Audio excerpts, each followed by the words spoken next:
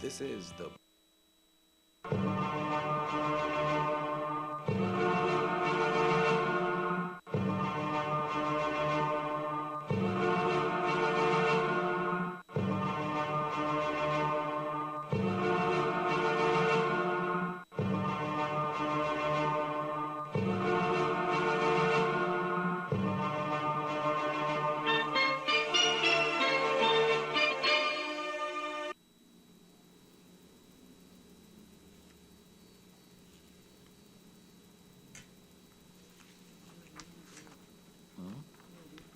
You ready?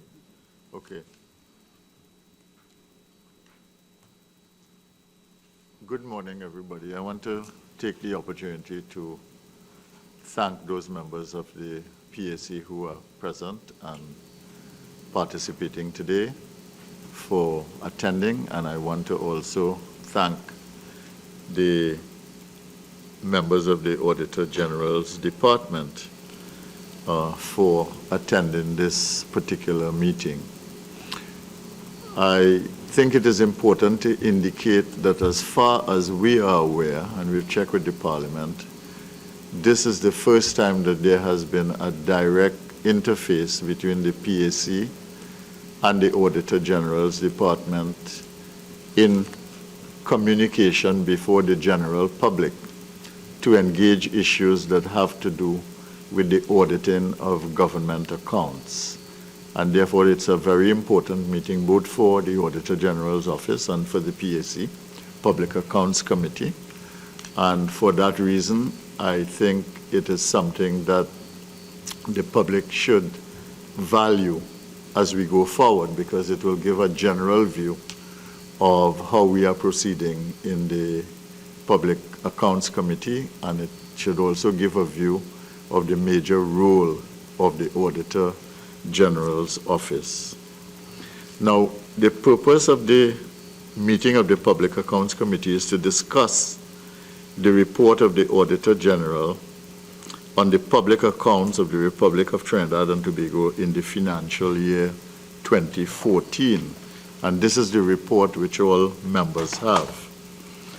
But we'll also take the position in this particular meeting today that we will engage the issues pertaining to the role and function of the Auditor General's Department in ensuring accountability and transparency in Trinidad and Tobago.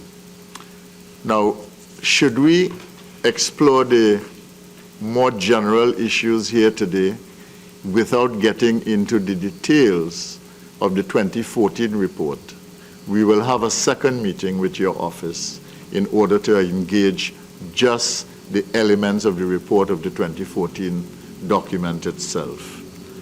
Okay? Now, this meeting is being held in public and is being broadcast live on the Parliament's Channel 11 and on Radio 105.5 FM. And generally, these things are rebroadcast as well so that the public could engage the issues and view the proceedings at different times.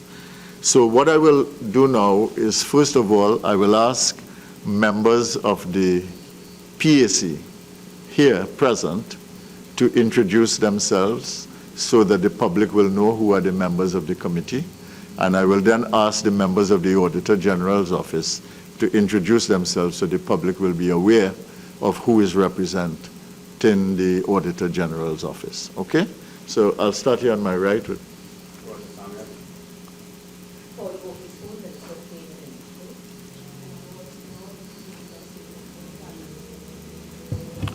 Lester Henry, member of the committee. Dineshwar Mahavir, independent senator. I am Randall Mitchell, Member of Parliament for San Fernando East.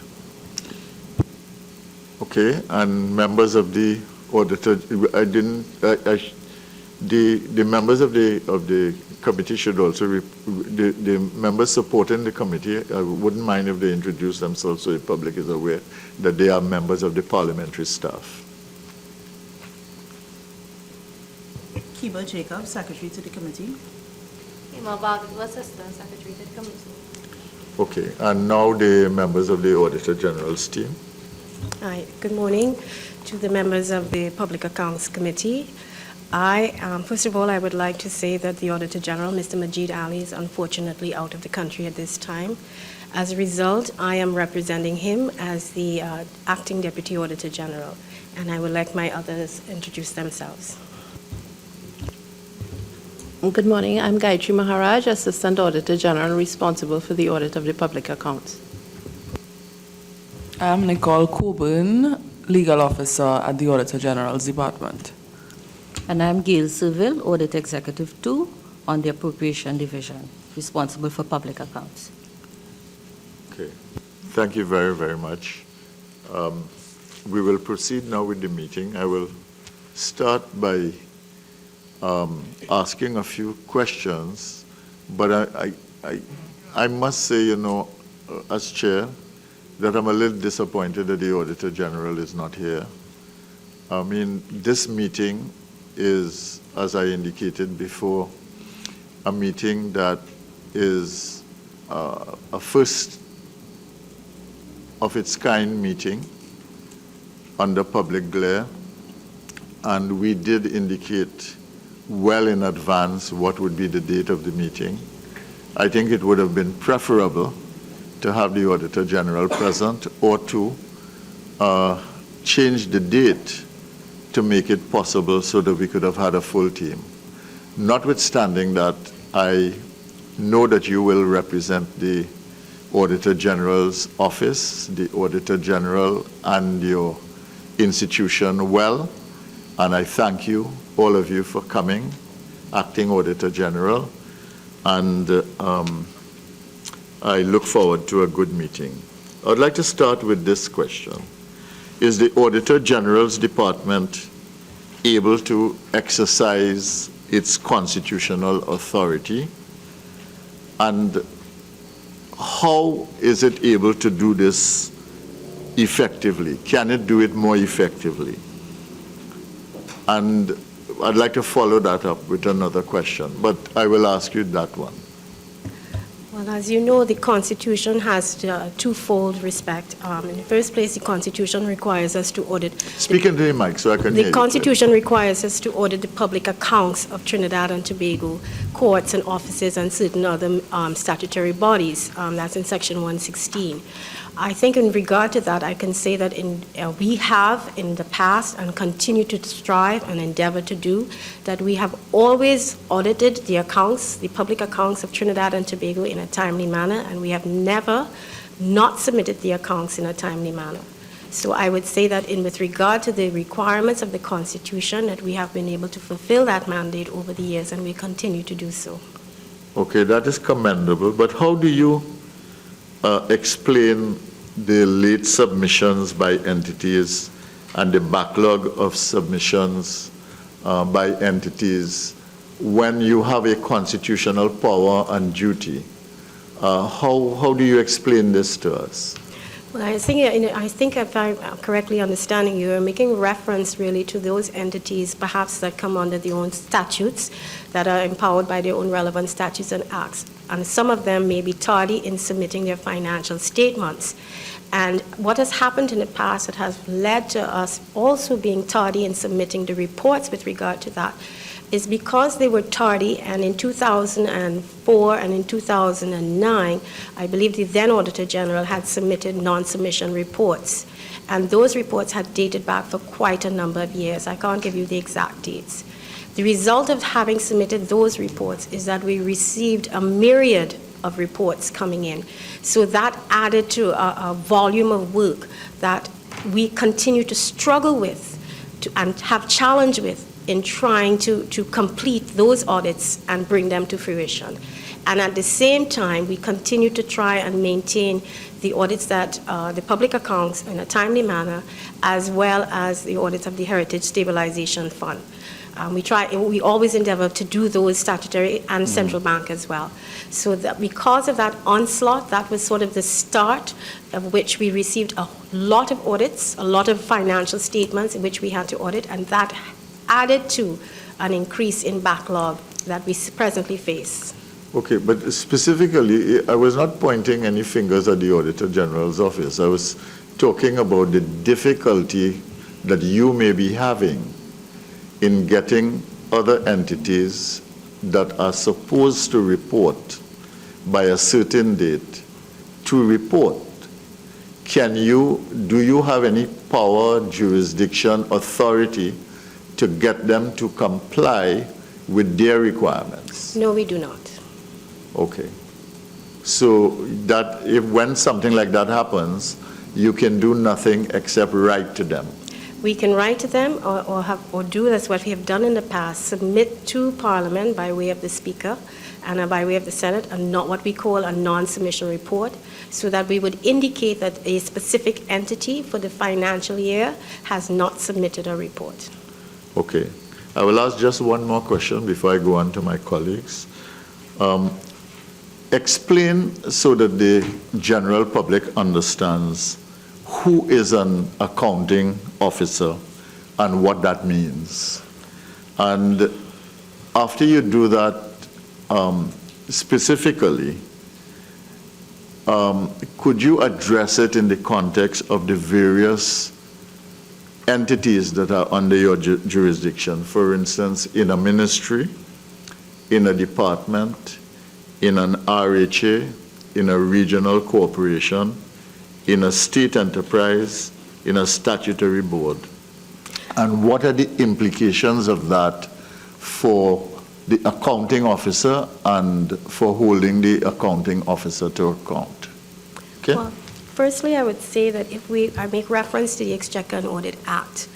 And if I make reference to that, I would say that an accounting officer is defined in the Exchequer and Audit Act. And that means a person appointed by the Treasury and charged with the duty of accounting for any service in respect for which monies have been appropriated by the Constitution or by Parliament, or any person to whom issues are made from the Exchequer account. So to break that down, what would happen is, if you can see by that, this applies an accounting officer, as the term denotes, is really in keeping with ministries and departments. If you're speaking of an accountable officer, that would therefore make reference to those officers to whom responsibilities by way of a board are accountable for the monies that have been entrusted to them by way of the consolidated fund. Specifically, an accounting officer in the terms of the ministries and departments, they would receive a letter which is personally addressed to them by the Treasury. And that letter would especially tell them their duties and responsibilities which they are specifically responsible for. In a nutshell, they are chiefly responsible for ensuring that the financial business of the state is properly conducted and that the public funds entrusted to their care are properly safeguarded and applied only to the purposes intended by the Parliament. The letter also goes on to say that they are personally responsible for the performance of the financial duties of their departments. Okay. So in the case of the ministry, the accounting officer would be a permanent secretary? It may be. In case of departments, it may not necessarily be a permanent secretary, but it may be one that has been assigned a role of accounting officer for their specific department. And in the case of a statutory agency or a state-owned enterprise, it would be the chief executive officer? Well, the thing about it is a statutory body, if they are receiving funding via the state, they would receive it via a line ministry. And therefore, the line ministry would mean that the accounting officer in that case would be the permanent secretary. Okay. However, they are receiving funding via the states, and therefore they are accountable for those funded under their statutes, by way of their statutes. Okay. Thank you very much. I will create the conditions now for other members to ask you. And I would ask members if they would ask 2 or 3 questions. I'll start on the left. I'll start with member for San Fernando East, and then we'll go on to Senator Mahalia. Hi, good morning. Good morning. You spoke about the late submission of financial accounts. Who is ultimately responsible for the late submission of those accounts? As in all things, as a financial statement, the preparation of which is the responsibility of the department to which money has been released. The preparation of it, the preparing of it is their responsibility. Our responsibility is, once those submissions have been made, is to audit those accounts. Which office is ultimately responsible for the late submission? It would be difficult to say which office is responsible. Which officer? Which officer? Now, let us be clear. The public accounts, which is done by the ministries and departments, are not late. And when those records that have not made the January 31st deadline would be reported in the Auditor General's report. Gayatri, would you confirm? Yes. You go ahead. Right? However, I think your question is possibly directed at those accountable officers in respect of the regional authorities or maybe the statutory bodies. I think maybe that is in reference to what you are speaking of. And in that case, the accountable officers and perhaps maybe even the board would be responsible, because those financial statements are normally supposed to be signed by the board, the chairman of the board. But you're saying that the financial accounts do not come in late to the Not Auditor General? in respect to the ministries and departments as far as the public accounts is concerned, because what you are speaking of there is the appropriation accounts. They conform. Ms. Maraj can add. Go ahead. The public accounts comprise the accounts of ministries and departments. The accounts of the statutory bodies are separately done and submitted for audit, according to the relevant laws that set up those bodies. So those are the areas where we have the backlog. The backlog is not in the public accounts itself. Okay. No. Yeah. Thank you very much, Mr. Chair. Good morning, members, and it is once again a pleasure interacting with members of the public accounts of the Auditor General's office. I have a number of general questions, and if the chair will permit me, I'll ask two general. One is, you audit all entities in the state sector, and these entities in general procure goods and services. They buy goods and services. The first question is, what are some of the common infractions you have seen in agency after agency, ministry after ministry, when they procure goods and services? So that I'd like to get a feel on what are some of the accounting misdemeanors that these agencies engage in that we need to keep an eye out on. And the second is, I know the Auditor General's office also compiles figures on the public debt of Trinidad and Tobago. I really would like to ask, one, whether these figures in your mind are always up to date, and do you also have up-to-date information on contingent liabilities and the debt owed by these statutory corporations, which you audit but which are guided by their own laws? Thank you very much. All right. Thank you, Senator Mahabia. With respect to your first comment, audit all state sectors, I wish to draw to your attention that we do not audit all state sectors. At present, we audit ministries and departments and approximately 58 statutory authorities that have required by statute that the Auditor General audit these. State enterprises, as you know it, if they are registered by way of the Companies Act, we at this point in time do not audit those entities. In reference to your comments with regard to procurement and the issues and the misdemeanors cited, I would not want to make a pronouncement on that at this point in time. I would prefer to go back and get detailed information. But as you know, general as a rule, there are generally a tendency for internal controls and proper internal controls, properly documented internal controls in some of the statutory authorities. And again, I prefer that I do not speak about state enterprises because we are not in state enterprises. But there's a general lack of documentation as it relates to internal controls, and vis-a-vis that will also impact on the procurement exercise. Another issue that tends to arise sometimes when we are looking at the procurement of goods and services is many times the audit trail, vis-a-vis what we would require would be documentation. Many times the documentation are not provided, so that there seems to be, I don't know if it is a storage issue, but quite often we are not provided with documentation. Another issue that sometimes comes up with regard to procurement of services, it is expected, as far as the rules and regulations of financial regulations are concerned, that when one procures goods, one is supposed to have a contract that goes along with that. And quite often when we request the contracts, that too is often not produced. I cannot say if it does exist or it does not exist. All I can say is often when we request it, it is not produced. I don't know if that will suffice for now.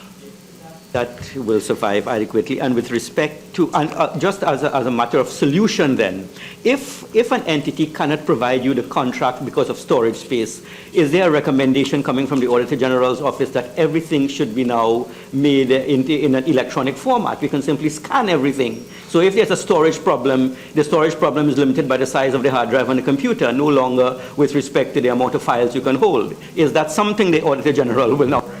I think that's an excellent recommendation in terms of electronic definition, and of course you know that as part of the electronic use has been included in an amendment to the legislation. Am I not correct? Yes.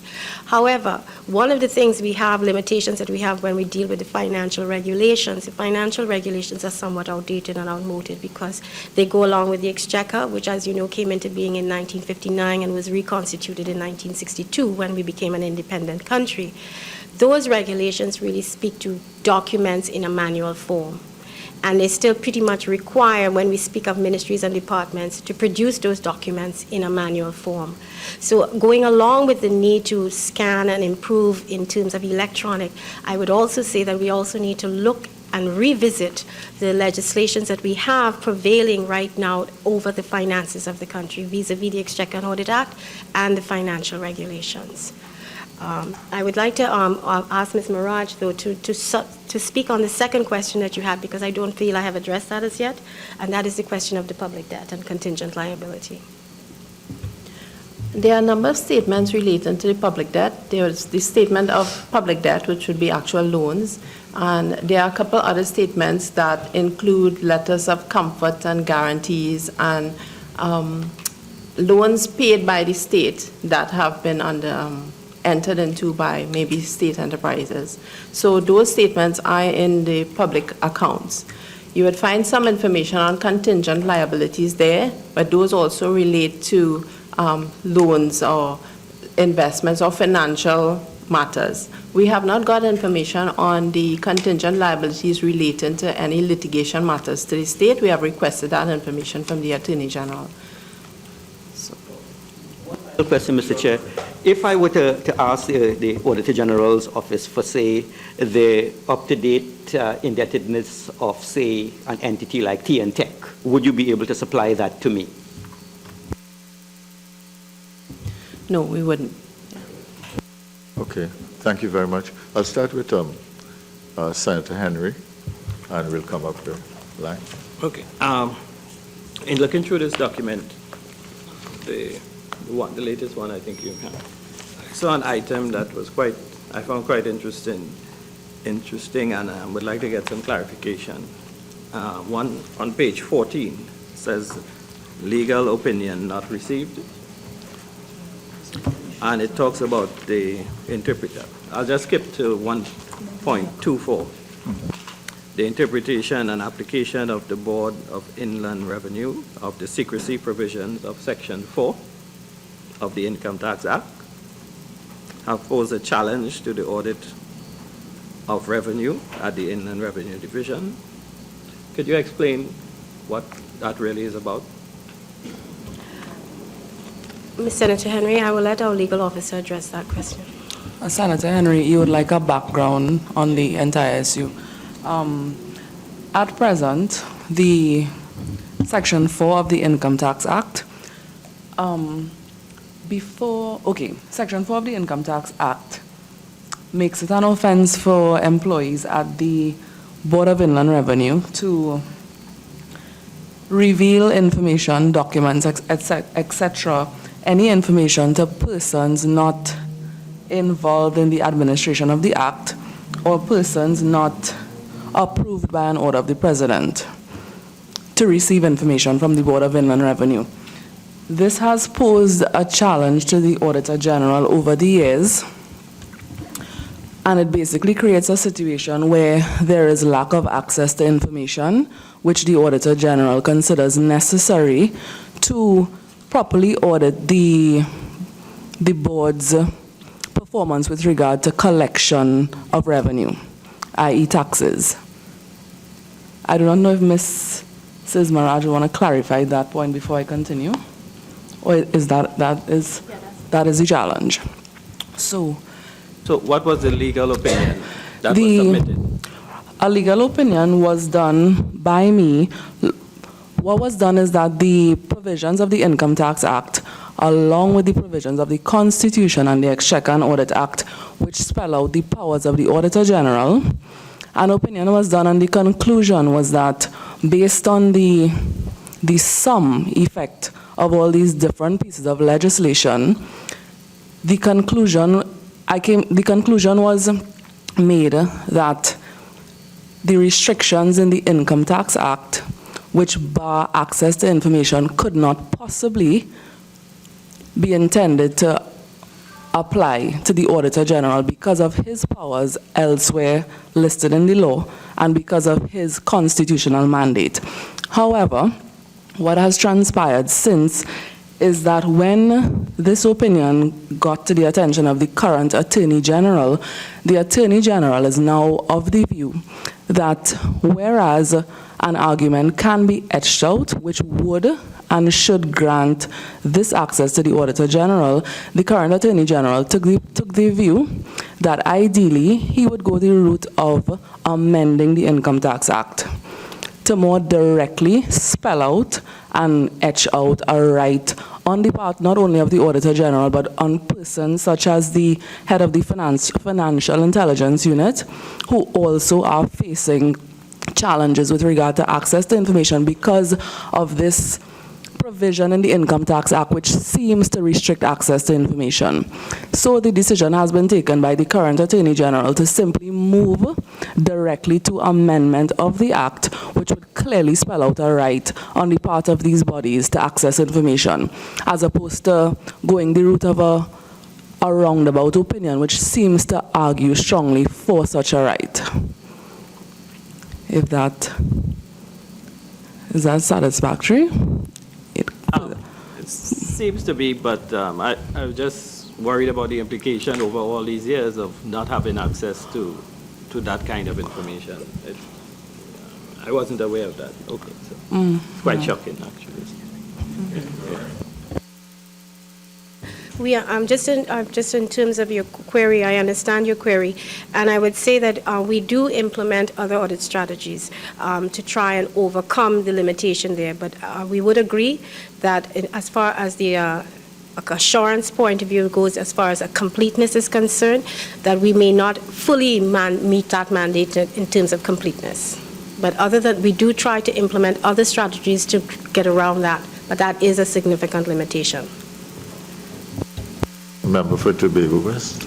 Good morning. 2 questions. How does the Auditor General identify issues for special audits? And 2, what is the role of the Auditor General's department in strengthening the internal audit function in ministries and departments? Okay.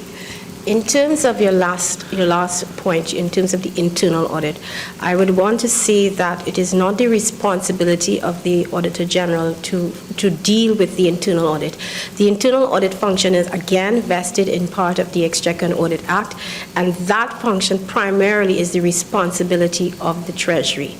However, in the past, when we do our training sessions with our staff, we have always endeavored to include, as far as space is concerned, ministries and departments' internal audits as well.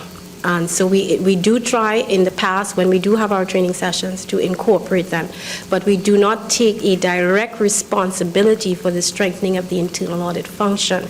With regard to the internal audit function, I would say that way back since 1990-something, I can't even, because I wasn't even in the department then, 1987, an internal audit function, audit was done by our then value for money section, which was small and continues to be small.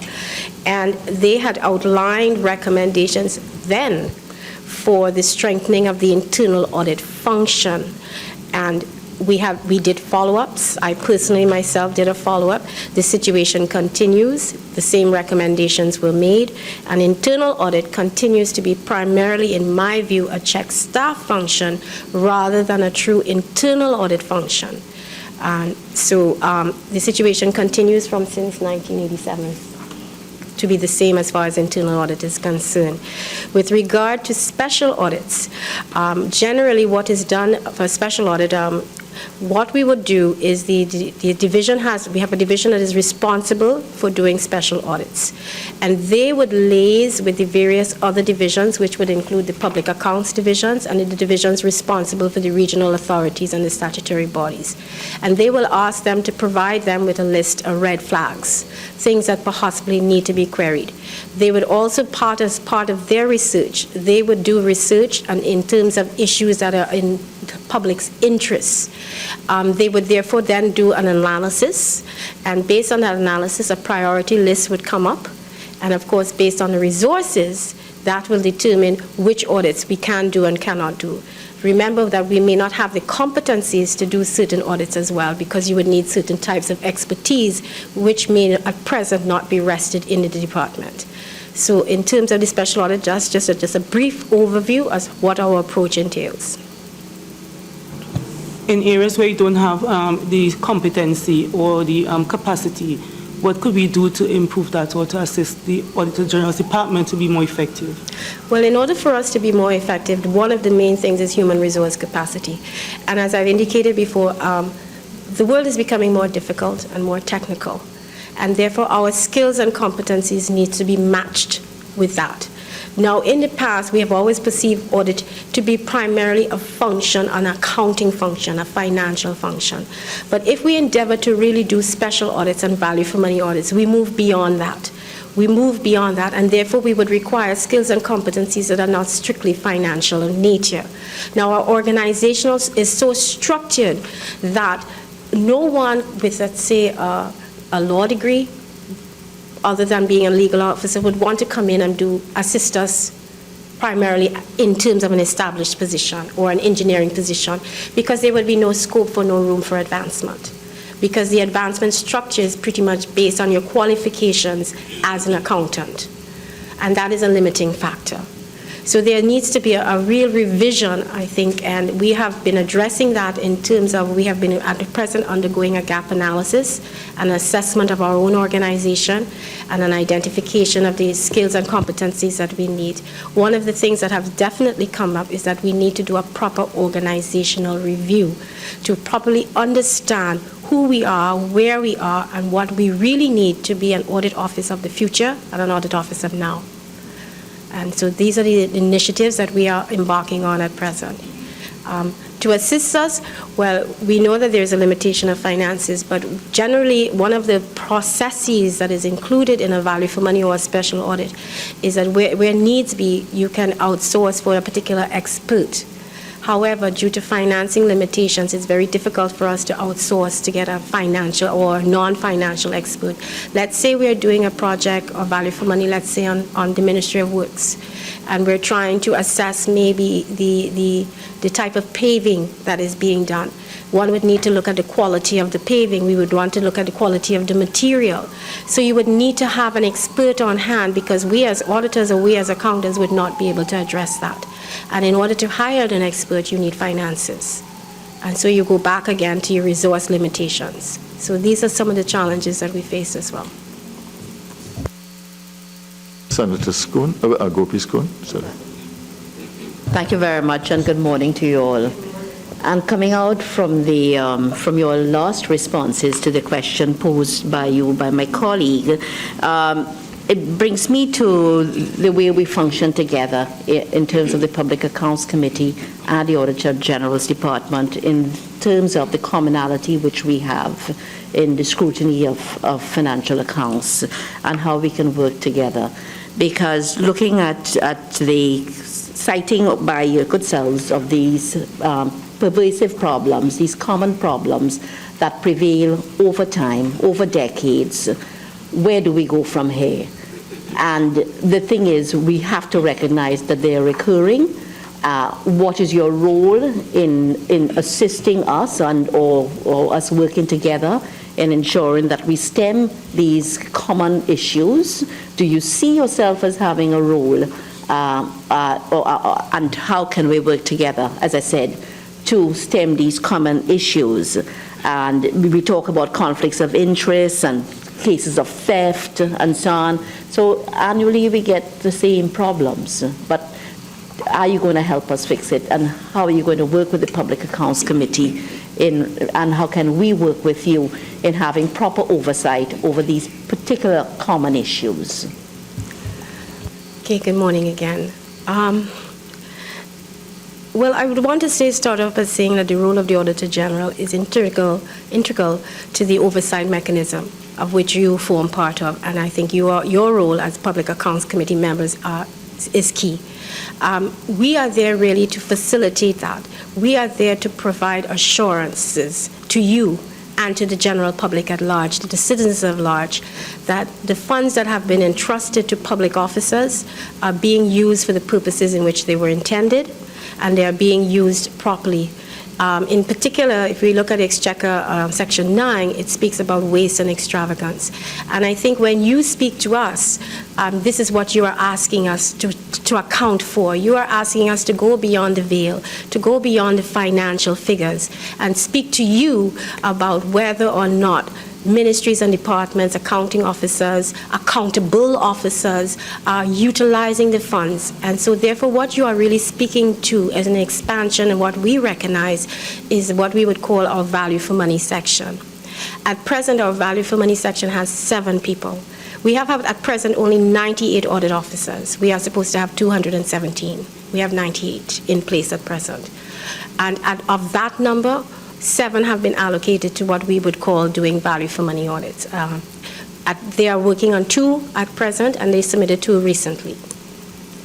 So this is what is really calling for an expansion of that. At the same time, we need to continue to maintain our mandate under the Constitution of the financial audit.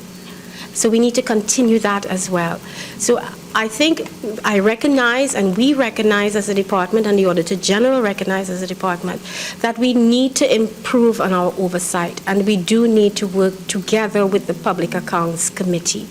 And I think we also need to look at our communication strategy. We have gone forward with a request, and we have gotten approval for the hiring of a communication specialist, because again, we're accountants. We're not versed in the art of speaking as politicians are, you know. So we do need someone to help us communicate the messages and also to help us better understand how our citizenry, and by way of extension the Public Accounts Committee, would like those messages to be delivered.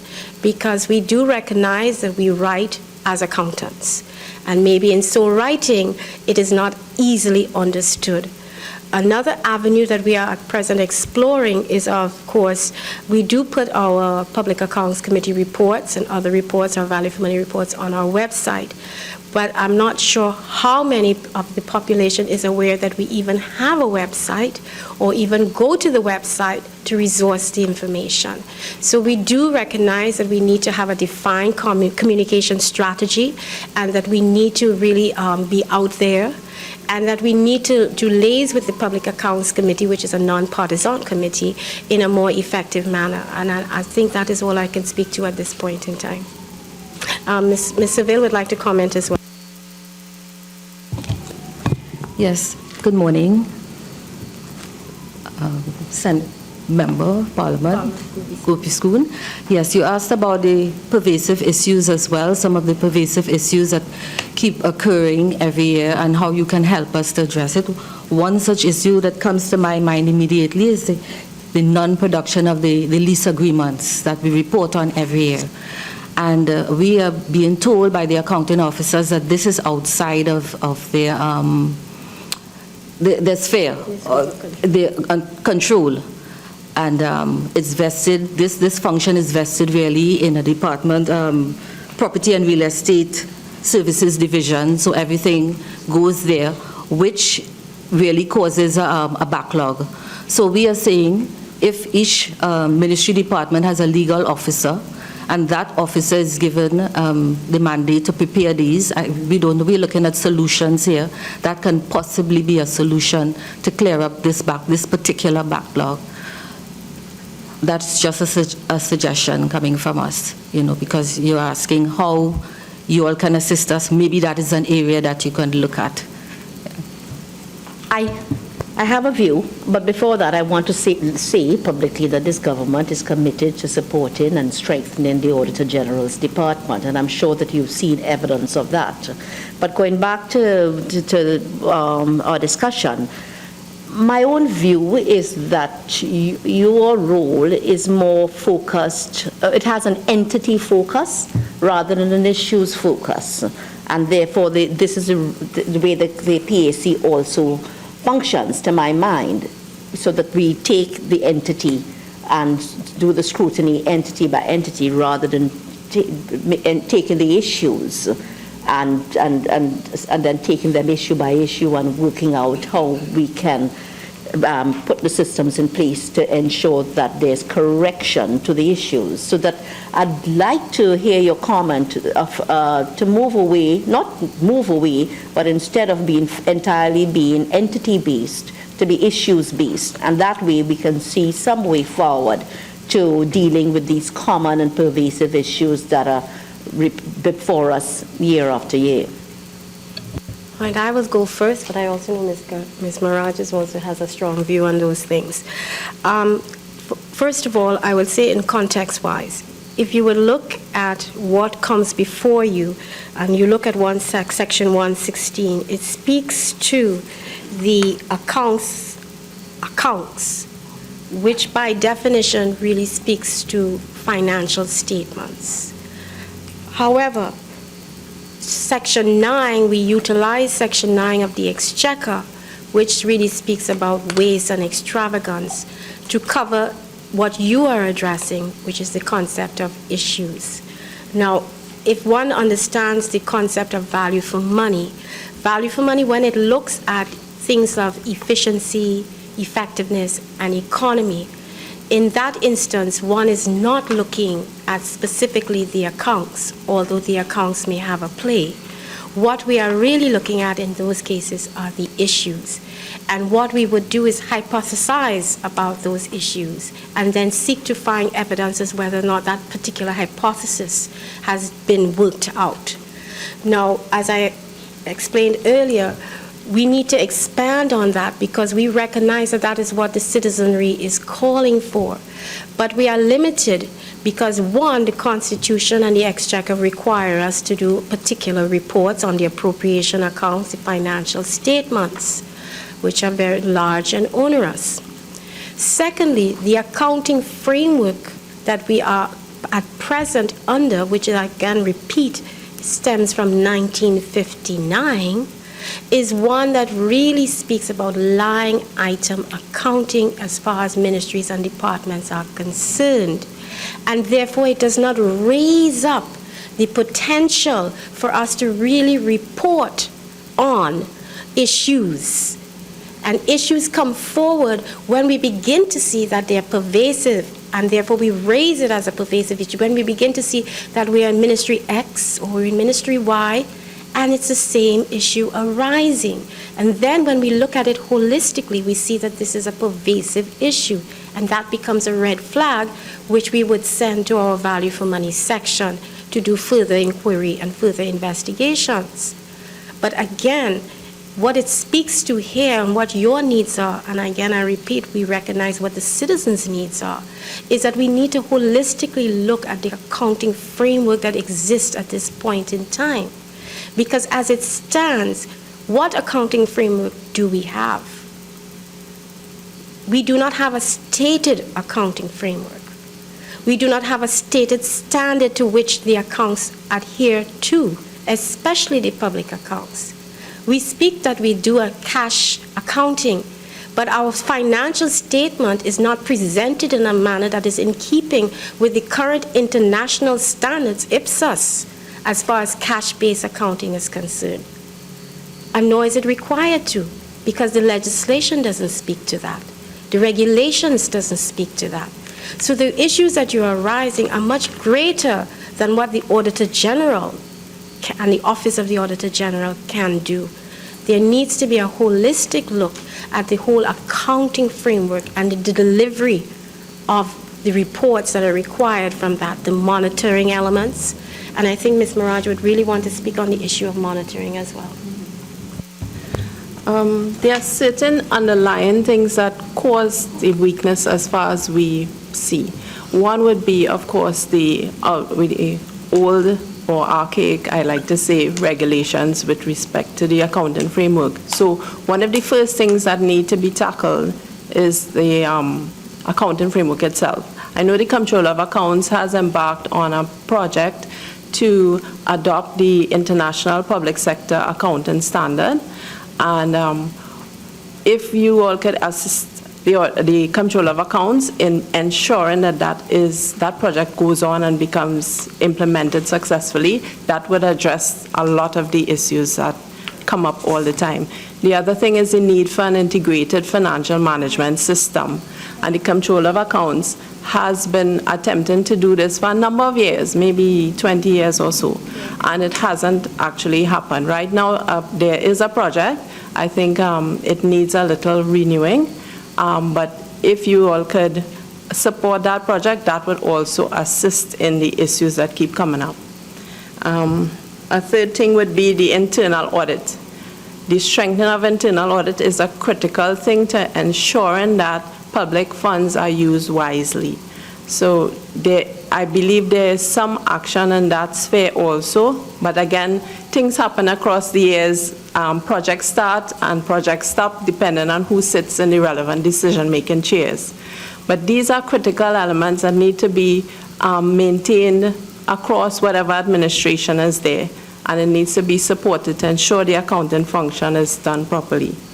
A fourth thing would be the adequate staffing and training of accounting staff across ministries and departments and people in the monitoring roles, because that's where we see a lot of weakness. Accounting units, monitoring units are severely understaffed and under-resourced. They don't have the appropriate skills and competencies to do the job.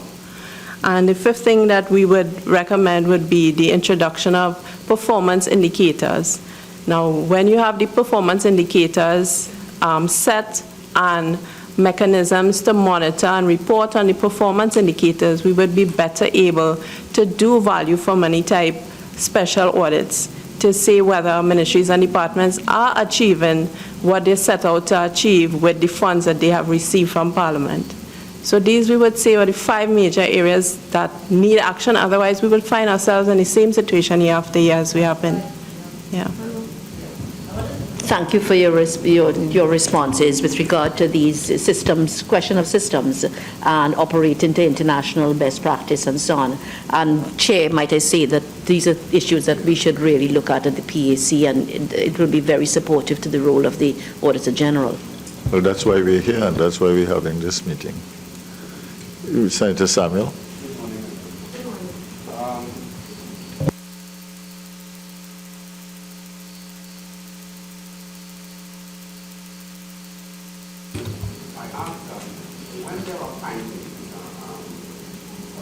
When there are findings in previous reports, what mechanism of monitoring the implementation of these findings and recommendations from the AG's department, what is the process of monitoring to make sure and to ensure that these recommendations are implemented?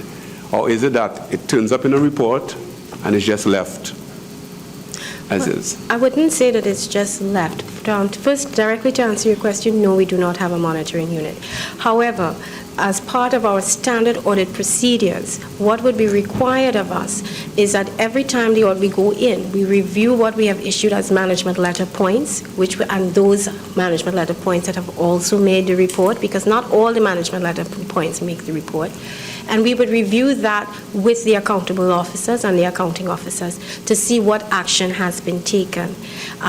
Where no action has been taken and it has been deemed pervasive, it ends up in the report under the pervasive issues category. But we do not specifically have a dedicated follow-up. I would suffice to say, though, that I'm not sure that it is the responsibility of the Auditor General to ensure that things are implemented.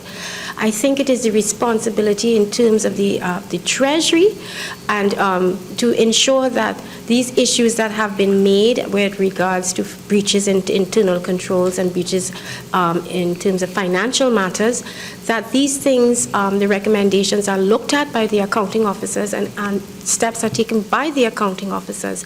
Because at the end of the day, the management of a ministerial department is the responsibility of the permanent secretary and the accounting officer. And it is their role to take what we have recommended to the best of their ability and as best as possible to take it forward and to get it implemented. We are there to ensure and provide an oversight and to point out where things need to be addressed.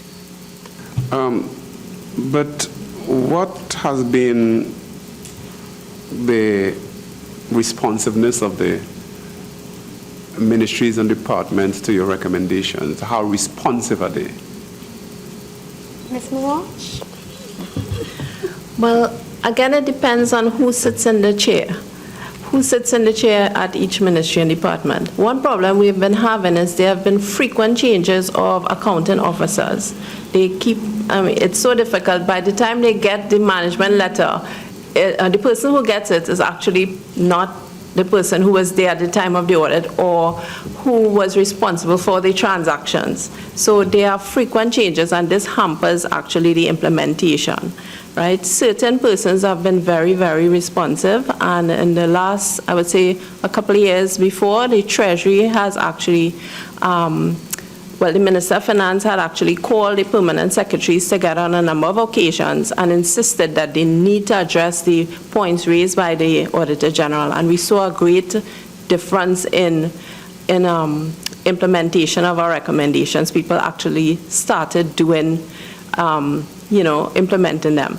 So I think a lot rests with, as Ms. Bohada says, the Minister of Finance, the Treasury, the permanent secretaries, just doing what they are supposed to do with respect to the accounting. Yeah. All right, I want to thank you for your responses so far. I think they have been very full and very straightforward and pointed in some instances, and I'm very grateful for that.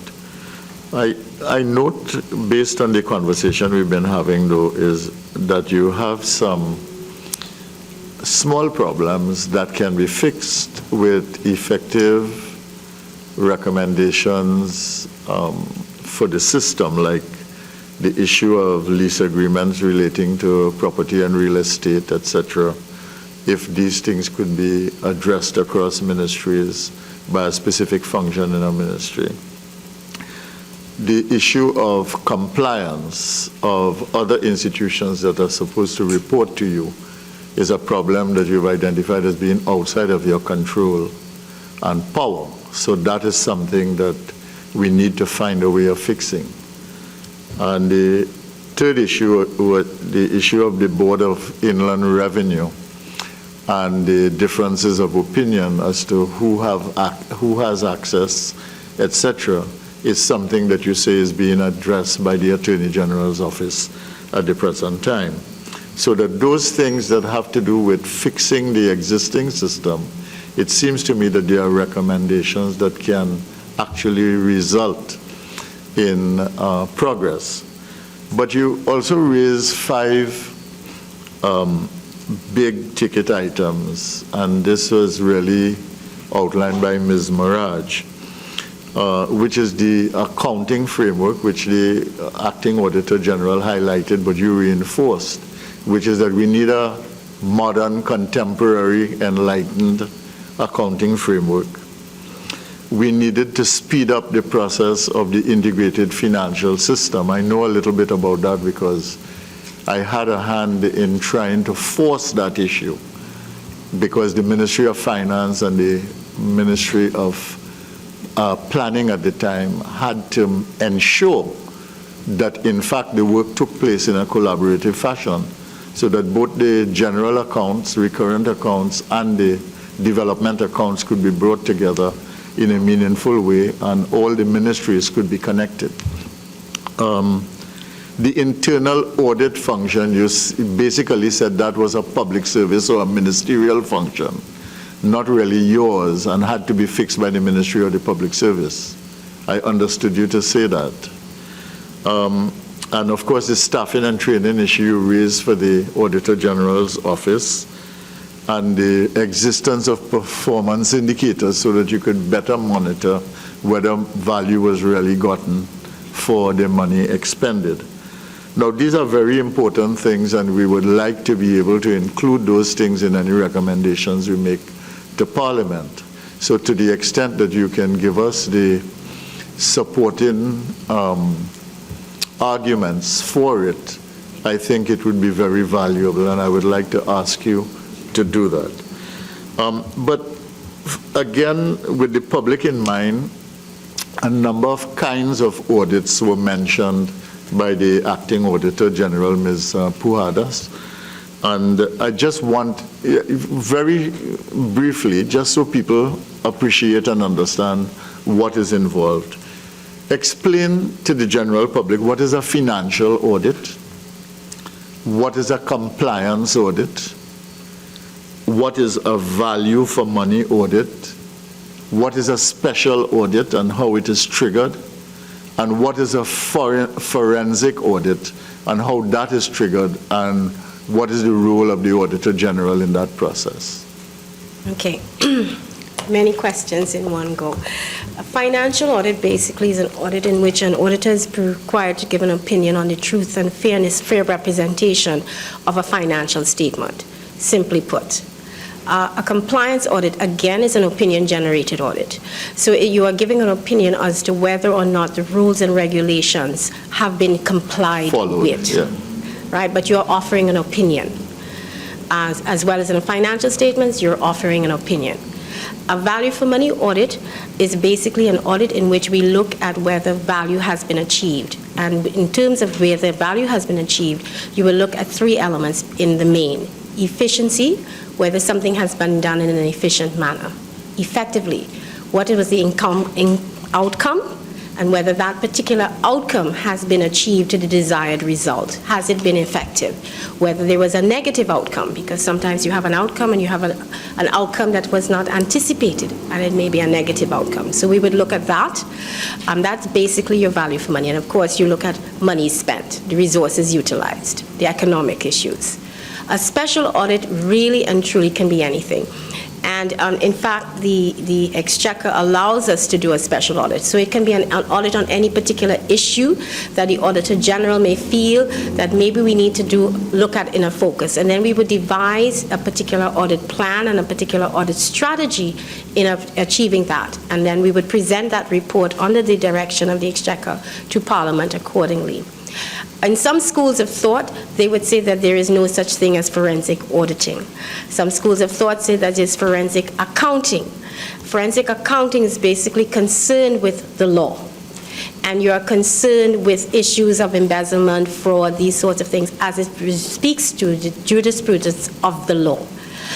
So in relation to that, a forensic audit might be taken into consideration as to whether or not there has been a suspicion of a fraudulent act taking place or a corrupt act taking place.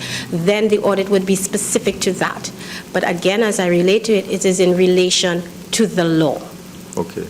And the Auditor General and his or her office has powers for all of these entities? I would say no.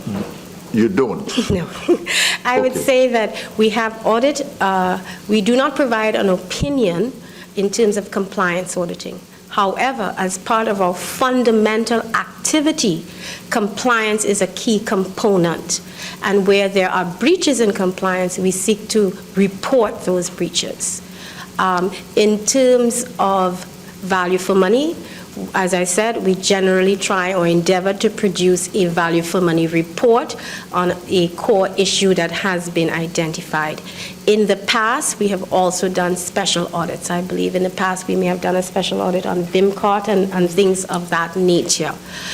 Forensic audit, we at this point in time do not believe that we have a remit for forensic auditing. Okay, so that... And I would endeavor to add, nor do we have the competency to do a forensic audit. Yeah, well, that was the other issue I was saying, going to, which is that you may have jurisdiction and you may be able to initiate, but you have a resource limitation, a resource problem. But you feel you do not have the power for a forensic audit?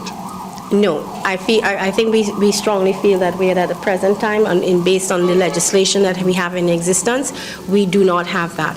And in fact, I would endeavor to say, as far as value for money is concerned as well, I think in one piece of the legislation, the Regional Health Acts, I believe they have specified that we do a comprehensive audit, which is a term that was used many years ago to reference to a value for money audit.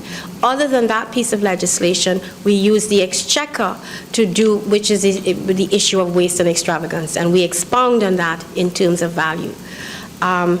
So basically that, I just wanted to draw your attention to, in terms of your summation of the framework and the things that we endeavor to make, we just wanted to clarify as far as the internal audit function is concerned, it is the responsibility of the controller of accounts. Just to draw that to your attention. And we'd also want to draw attention that one of the other points we were speaking of, that there needed to be across the board a strengthening by way of training of accounting personnel. At present, accounting personnel are not dedicated, so that what you would just basically have accounting people go into the accounting units who are maybe clerk 1s, and they're acting or promoted to clerk 2s. And they may not have a particular desire to be in the accounting unit, but that is where the promotion lies, so that is where they will go. As soon as they can get an opportunity to leave the accounting unit, because that is not a desire to be in an accounting unit, they will leave. There's also not very much scope in terms of promotional ability for people to be in an accounting unit of a ministry and department. So Okay. we just wanted to clarify those points to you. Thank you. Thank you very much for your clarification. I'll just ask one question before I go again to make another round of my colleagues, which is that, can you basically speak from your point of view to the issues related to autonomy of the Auditor General's office, and therefore their role and function in the system? Can you speak to that issue, whatever you think is important? I would like to say that in January of 2015, at the last UN, a resolution was passed in which spoke to about the independence of supreme audit institutions. And supreme audit institutions is a term that it is used to reference to public auditors, public sector auditors. So much so that we are part of an umbrella body of international offices of supreme audit institutions, and we have a sub-umbrella of which Mr. Ali, as the Auditor General of Trinidad and Tobago, is the chair of the Caribbean Organization of Supreme Audit Institutions. Now, in January of that year, they had that mandate in which they had looked at specific declarations that have been made by the INTERSI, more specifically the Lima Convention and the Mexico Declaration, which spoke to the independence of the audit office. And in so doing, they had certain benchmarks, certain roles, certain models that they utilized that spoke to the independence. Independence speaks to not only a constitutional independence, which by and large I believe we have, We have a constitutional independence. But it also speaks to the ability to control and manage your human and financial resources. And the Mexico Declaration in particular spoke to that. So much so that if you look behind me, you will see some people of a different hue. And these people are actually here as part of the INTUSI, and they are actually looking at us and peer reviewing us in terms of the issue of independence. So we are waiting to see where we are benchmarked against the criteria that they will be assessing us against. So, and that is how I'm speaking to autonomy. I would say that constitutionally, we have the right, constitutionally, independence. The Auditor General is not subject to the direction and control constitutionally. But if you look at it financially, we are. And if you look at our human resourcing, because our staffing is basic, we are all public servants, and therefore we are all subject to the Service Commission. Therefore, even our human resources are also being controlled, and therefore we do not have that autonomy. In terms of terms and conditions, because we are public servants, we are subject to the chief personnel. So we too, that again impacts on our ability and our autonomy. Yes. So there is a challenge between the constitutional provision and the mechanics of operational life, basically. Well said. All right, okay. All right, very well. We will go another round. I'll start on this side this time. Senator Samuel, go ahead.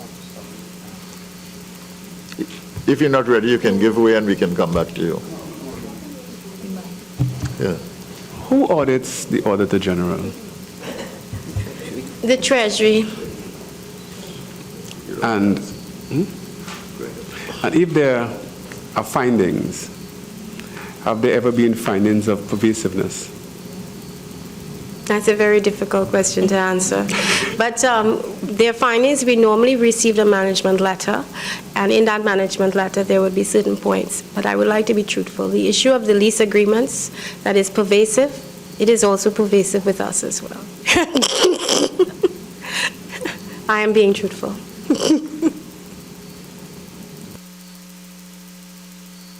Thank you.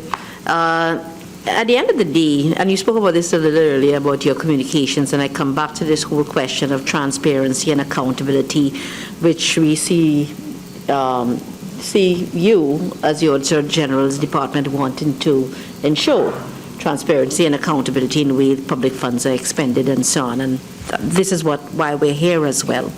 And in that regard, the General, what we really want, what we are working towards would be the public having trust and confidence in the way the government bodies act and how they spend money and so on. And you spoke about you having wanting to have a communication specialist to assist you in that function, in getting out your message to the public.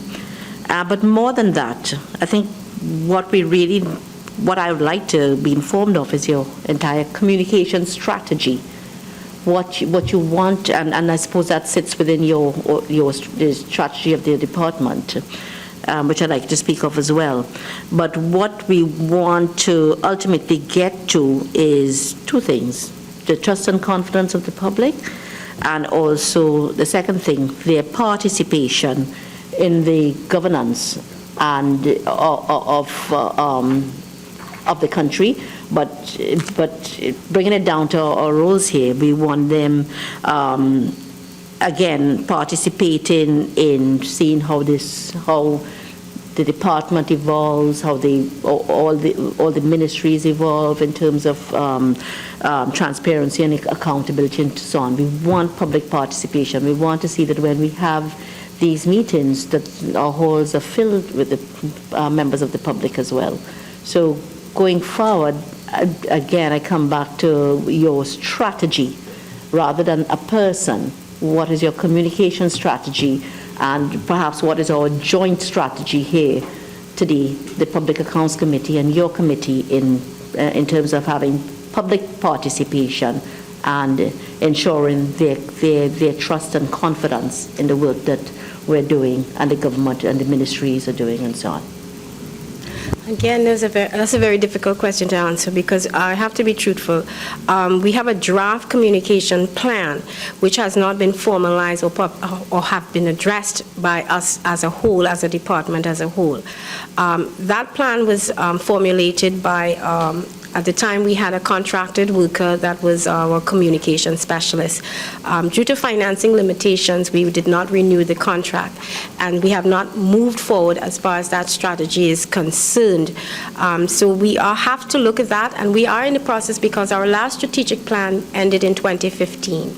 And we are now embarking on our new strategic initiative. We have not formalized that strategic initiative as yet. What we have done thus far with the assistance of the IDB and a consultant in this regard, we have done a gap analysis assessment of the department against the InterSci's performance management framework for public sector auditors. We have gotten a draft report on that. That report has not been quality assured yet by InterSci.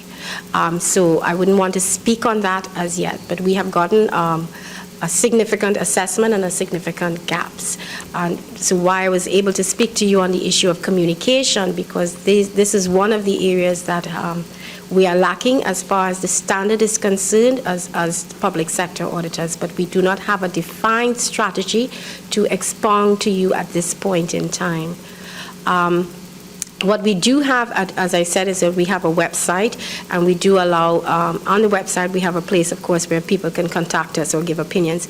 Moreover than that, I think that we've always had a reputation to the public as large as an entity that is independent. We are, and they are often we receive by way of letters about things that are happening, perceived things that are happening. We receive letters from, even anonymous letters from people within ministries and departments, and so that we gather that information, we share that information. It helps us sometimes in our planning, where we are unable to pursue by way not having the requisite remit to pursue. We would communicate with that letter if it's not anonymous to advise them that we do not have the capacity or the remit to pursue it at this point in time. So that is about, as far as limited as it is, that is about as much as we have done in the past to communicate with the citizenry as large. I know it's inadequate, but that's as far as we've done. I seem perplexed. MP Webster, right? Perplexed. So following up on public participation, so is the public able to trigger an audit or submit something for audit? Well, they can. They can write to us. They can write to us, communicate to us, or they can leave notices for us on our web page, for which we will go through and analyze. They can do that.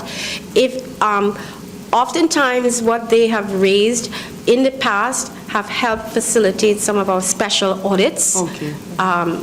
Because certain audits that we did was triggered by a letter that we received, alluded to a certain breaches, and that would have triggered further inquiry, and based on whether the inquiry panned out, that would have triggered a full-scale investigation or a special audit, as we had called it then. Okay, thanks.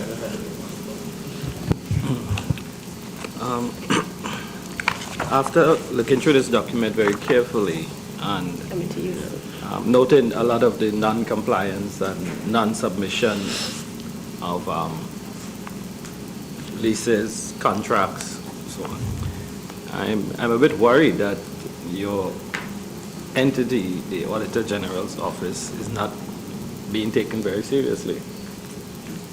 And I would like to know, what could we do to fix that? Because this is a list of woes, basically, here throughout this document. And to just have this continue, it doesn't really make sense. So what could we try to get in terms of more teeth into the functions and role of this Auditor General? You seem to have it in, as we said before, in legal status, because of it's clear the powers of the Auditor General. But then But based on your... the legislation does not speak to sanctions, Right. right? And so therefore, the Auditor General does not have the power to sanction. So as a result of that, I mean, we live in a society where people seem to need to be sanctioned in order to do the right thing. And at present, we do not seem to have that in our legislation to provide us with that sanction. I think there's surcharge. You can expand on that, and then Ms. Maraj will comment. If I may, I think I recall it being suggested at some point that the bodies who are late in submitting financial statements, re-audit, all come under the influence of some minister of government. I believe that is the case. And it just came to mind whether the PAC may be in a position to exert some influence with regard to reminding ministers of government about this duty on the part of the bodies which come under their jurisdiction, and maybe to plead with them to remind these bodies about the importance and the existence of the rules, and maybe to use their influence to exert some sort of pressure with regard to compliance regarding these statements. With regard to surcharge, I do not believe the power to surcharge, there's the power to surcharge for, I'm not aware, with regard to failure to submit financial statements. No. Okay. We'll go to... oh, sorry, Ms. Maraj. If I may add, a lot has to be said for the tone at the top. For the tone at the top. If the tone at the top and the message that is communicated from the top is that we need to be an open, transparent, accountable public sector, we need to seek the interests of the public, and we need to be have good governance procedures, and a lot has to be said for what can be done from the top. And that is one thing that ministers could consider, in meetings, whatever. Like, as I referred to the previous Minister of Finance who did this, and it caused a wave of change just by calling the PSs and saying, I do not want to see these issues coming up in the management letters anymore. And it did make a difference. So I would like to plead to probably people, the decision makers, the people at the top, to find some solutions to instill that sort of culture of openness, transparency, accountability in the public sector. Thank you. One more. If I may add to that same topic, in the past, ministries and departments never even bothered to reply or respond to our management letters before, as Ms. Marad said, the Minister of Finance speaking with them or so. So now they actually respond to our management letters. However, when they respond, they would say that they are implementing our recommendations. But when we go in the following year, we would see that the same story. They have not been recommended. So maybe, I don't know, it's a suggestion, maybe there needs to be some sort of penalty, something for the accounting officers to implement recommendations and so in the management letter. Simply a suggestion. I find it kind of crazy that they would not even respond to your letter, though. I mean, go ahead, Senator. Thank you very much, Chairman. And I want to take up the last point that was raised by Audit Executive 2, Mrs. Gail Serville, and that is the issue of sanctions. It has been settled. One cannot audit without documentation. You simply cannot audit without documentation. And at the very beginning, we are told that some entities fail to provide the documentation. A suggestion has been raised. Let all supporting invoices, contracts, and documents that you need to perform and discharge your functions now be made available electronically to you. And that the accounting officer who fails to provide a soft copy, because storage may be an issue, should be disciplined. So we need to look at the disciplining mechanism for an officer who has been non-compliant with respect to supplying the information. And I think that is one recommendation that is coming out. You indicated that we may need an amendment to the law so that the information supplied to you electronically will now be legally acceptable. So that is one area that we have, I think, have settled on. We can amend the law. Are there other areas, and we need to look at the sanctions on accounting officers who fail to comply with supplying the relevant data and information, leases, agreements, contracts, and so on. But are there any other areas in the law which you think will require a minor amendment on the part of the Parliament that you could recommend now that will allow you to discharge your functions more efficiently? I know you spoke about it. We are operating with a 1959 accounting framework. In my mind, as we adjust that, there will be a time lag before we get up to date. But in the interim, are there any low-hanging fruit in the area of legal legislative changes that you can recommend, apart from, say, electronic data now being legally acceptable? Any other thing you'd recommend so that the Public Accounts Committee can consider, and when it comes before Parliament, we simply say we accept and we approve and move on? I would want to defer this to our legal officer.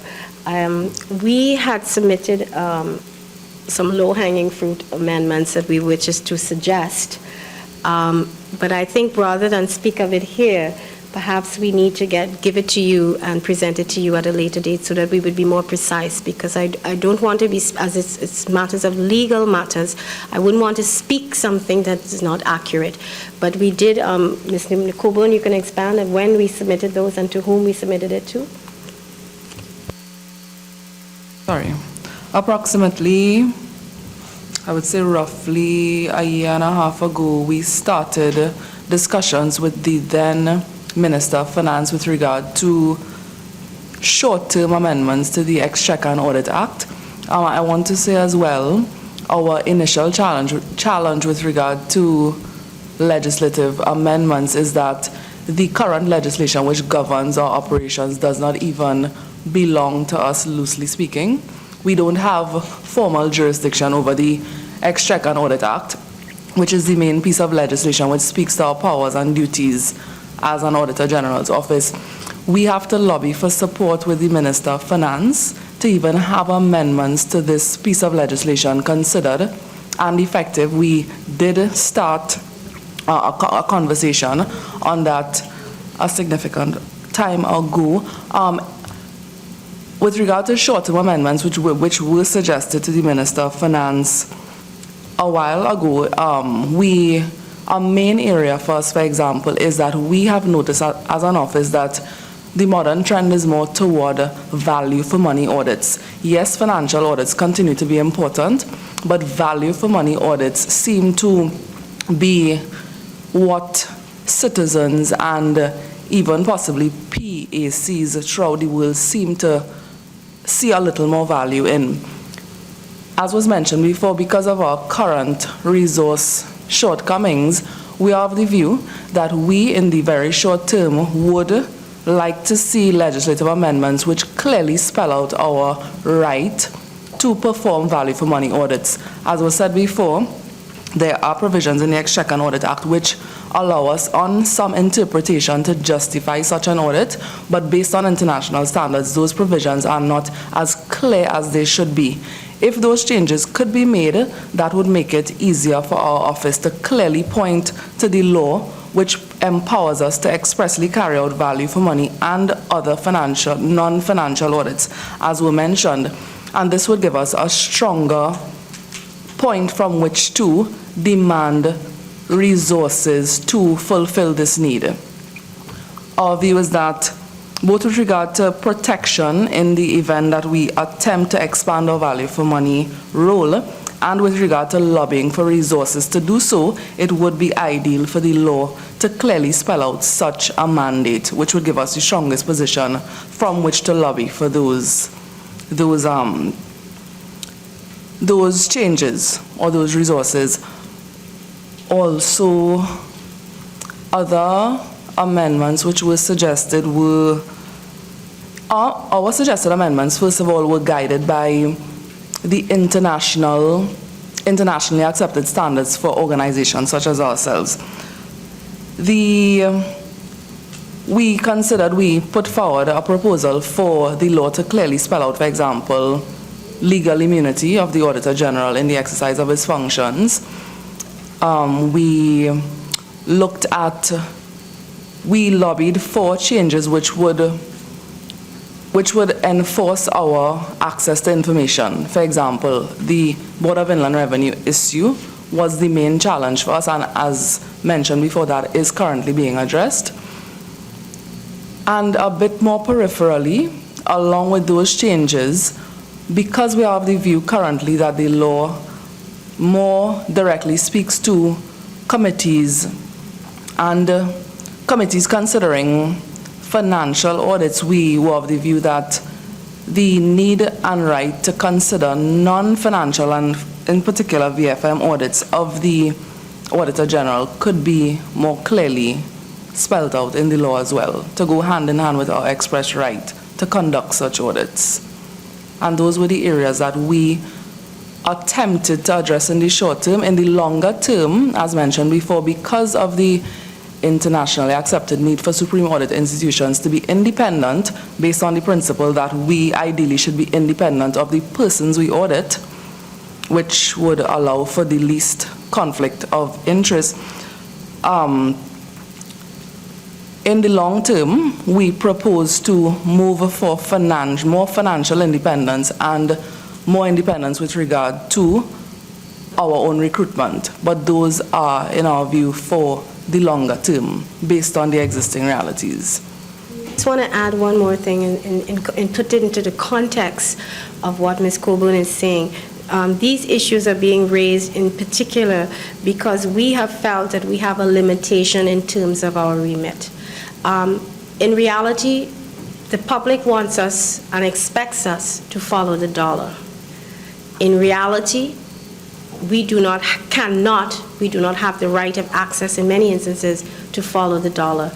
More specifically, we speak about these special purposes, and I would like Ms. Seville to expound on that a little bit.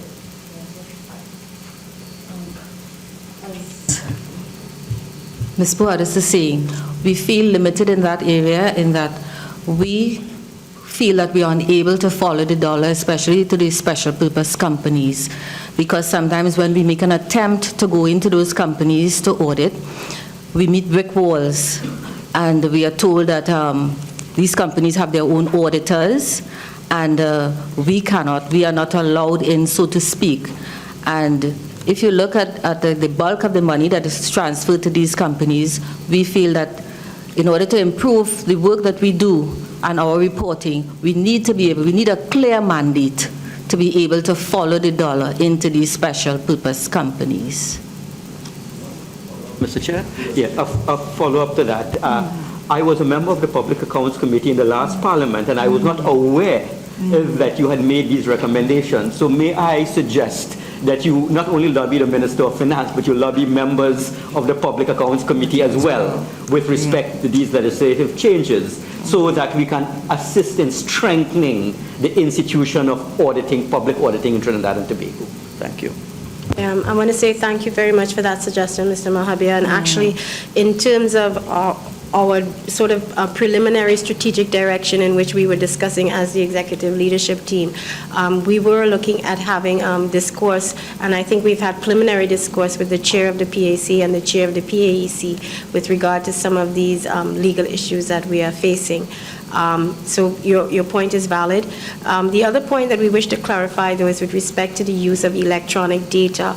At present, while I agree with you that electronic data is a source, we would need, as auditors, one always needs to see original documentation.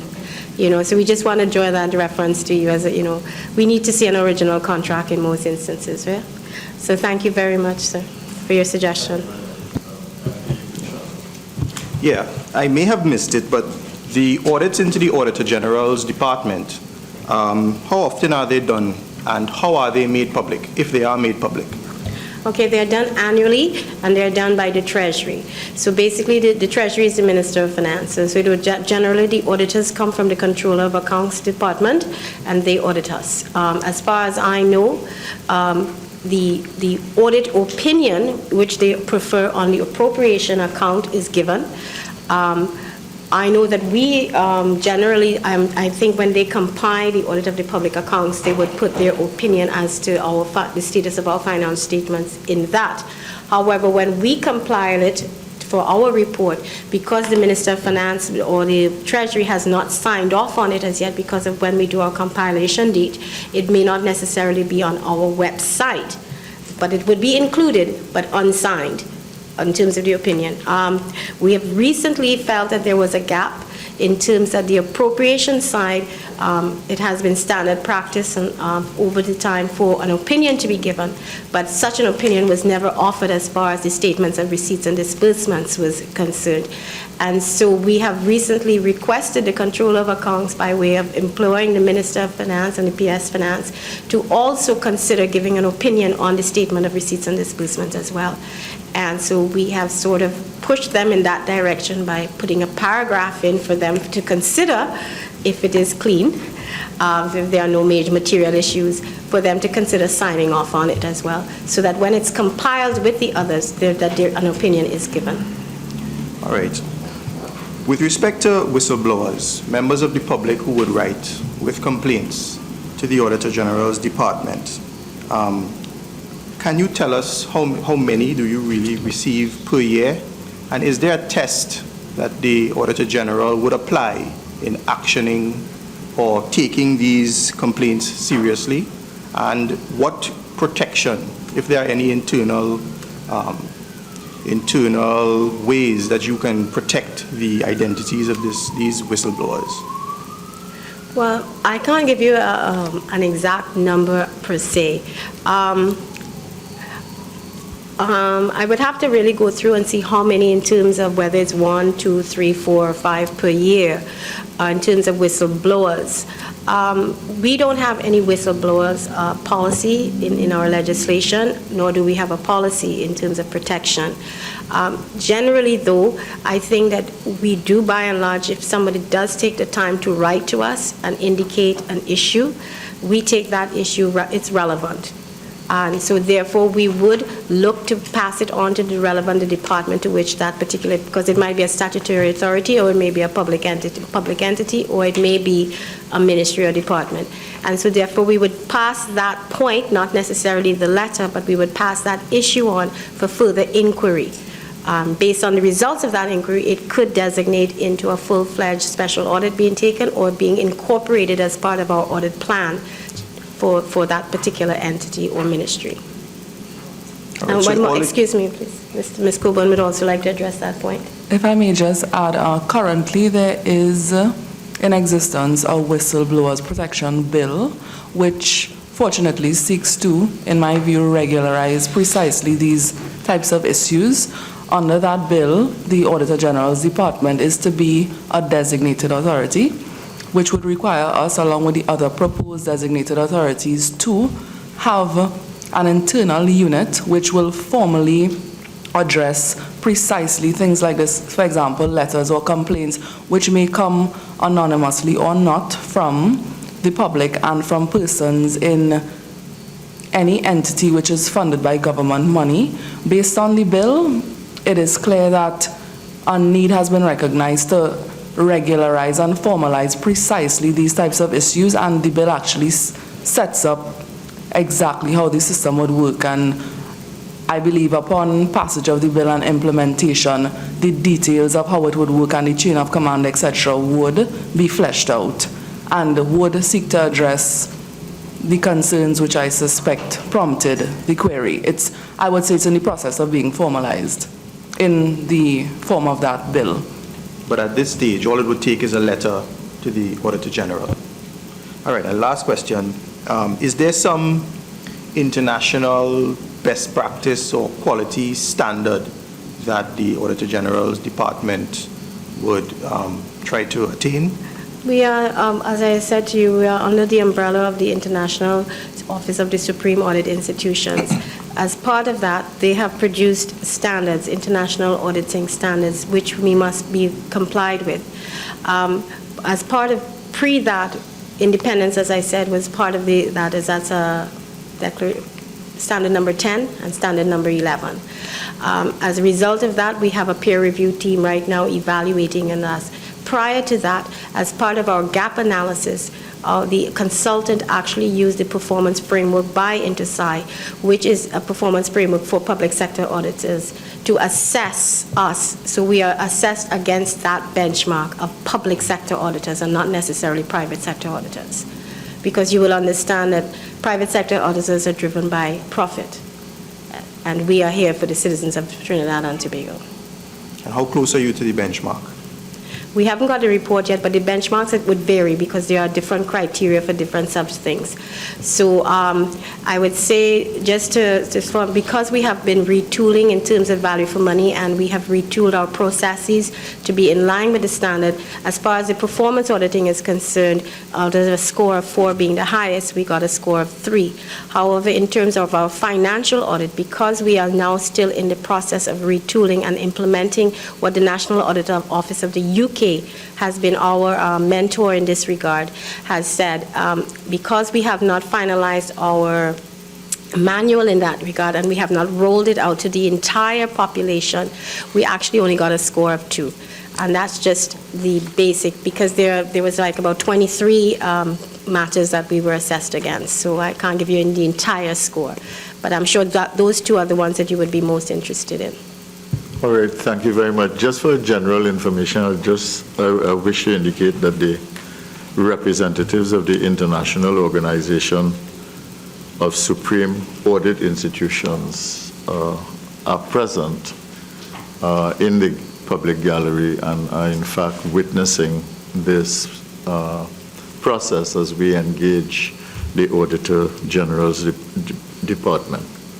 Now, you know, in all of this, we talked about the accounting officer, the accounting process, the limitations, etc. Where does a minister fit in the audit process? How insulated or included is he or she from the audit process? Okay. I would always reference everything back to the Exchequer and Audit Act or the Constitution. In this regard, in the Exchequer and Audit Act, the minister is mandated to obtain the observations of the statutory boards on any matter which has been called to his attention by the Auditor General in his report. And such observations are to be presented to Parliament in a report. So according to the Act, if the appropriate minister fails within a reasonable time to present a report to Parliament, the Auditor General may freely do so. And that is, I'm speaking in terms of the statutory. Concerning the audit of the public accounts, I think the main player as far as the Exchequer is concerned and the Constitution would be the Minister of Finance. And under the Constitution, the Auditor General is required to submit the reports to on the public accounts annually to the Speaker, the President, and to the Minister of Finance. So therefore, I would say that ministers have a role in terms of ensuring, I suppose, that the reports of the Auditor General, because certain legislation speaks to the minister responsible. The legislation may say the minister responsible. So therefore, the minister is responsible for ensuring that matters reported on by the Auditor General are in fact reaching Parliament so that they can be addressed within by the necessary committee. So in that regard, I say yes, a minister does have a role. I say the minister also has a say in making decisions regarding expenditure of public money because they are setting policy. And emanating out of that policy would be certain implementation matters that need to be rolled out, and wherever something needs to be rolled out, there's always a cost involved. So I guess as part of their decision-making arm and policy-making arm, they have an impact in terms of expenditure. No, but it's important to clarify this for in the public domain, though, because, I mean, this is an area of great confusion and uncertainty, which is that the minister in a ministry may make policy in collaboration with his permanent or his or her permanent secretary and heads of departments. But in the execution of the expenditure function in the ministry, Best with the accounting officer. basically that's the accounting That's the officer, the accounting permanent officer. secretary, Yeah. and other accounting officers in the Correct. ministry. And And they are the ones that are actually covered by the Auditor General's mandate. Correct. Is that correct? That is correct. And I will also say, too, that the accounting officer is required, again, by the Exchequer, that if they feel that something is being asked of them that is, in their view, not in keeping with the proper rules and regulations that they are required to commit to, then they must act on it only on the written instructions of the minister. Yes. And therefore, they must make issue to it, and they must document where they differ and require that the minister puts in writing this, so that provides them some modicum of cover in terms of their accountability issues. So a minister really cannot tell a permanent secretary what to do or make them do anything. And if he or she does, in writing, the permanent secretary has the space in order to indicate very clearly that they are acting under instructions. Agreed. Or why they wish not to comply. Agreed, but they should also act on the instructions. I think the legislation seems to speak that they should act on the instructions. However, and They document their position. they must document the position, and copies of that must be sent to the Auditor General and the Treasury. Okay, thank you very much. Thank you. I have two quick questions. We will complete by 12:30, and I will try to give everybody a chance to ask at least one question before we close. I just want to ask this one question. Is the Auditor General's Department alert to the context and framework within which the department and the PAC can work together for the public good? Would you identify some of these possible pathways to progress in the public interest? Now, I don't want to put you on the spot and ask you to identify these, but I want to say, as we continue with this process, that we need to collaborate and identify some of these areas that can strengthen the PAC, strengthen the Auditor General's office, and strengthen public accountability for public monies. Okay? So we need not go into the details. If you want to mention one or two, I'd be happy. No, I think basically we need to have more collaboration in terms of more meetings such as between ourselves. I think we need to have a clearer understanding of what the membership of the committee desires of us and what they would like to see being reported on. Okay. I think if we that's open that helpful. dialogue, Yes, and that's if the helpful. dialogue has begun, I think that will certainly help in a long way as to how we present our reports and the sort of content and how we frame the reports, so that it is better understood by the members of the committee. Okay, and before I pass on to my colleagues, if you had to identify, I know you've identified many, but if you had to identify three things that we could do immediately that would make a big difference to the Auditor General's office, what would those three things be?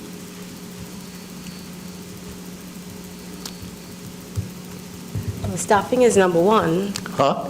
Staffing is number one. We have a severe staffing limitation, as you know. Okay, so staffing. What else? If I may, coming out of our discussions, I would suggest maybe, as much as it may not seem a very big issue, maybe possibly reminding entities which are probably constantly late in submitting financial statements, just a gentle reminder to them of the process and the importance of their facilitating the process. Okay. I want to let you know that the PAC has already written to all state entities asking them to bring their audited accounts up to date and report to the Auditor General. Okay? So we've done that, and we will see now how that process goes. And is there a third one? Is there anything else that's important that we could do and make something happen? you meet with the individual ministries and departments. Obviously, to address what Dr. Lester Henry has indicated,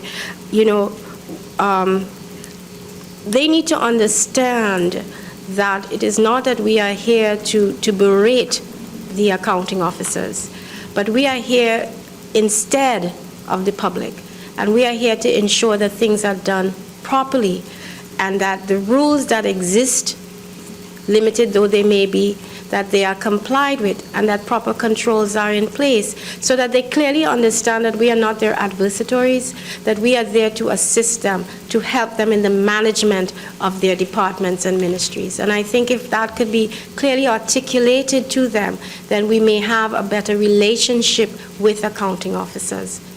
Because I think that is key to improving the internal control functions of the ministries and departments. Very well.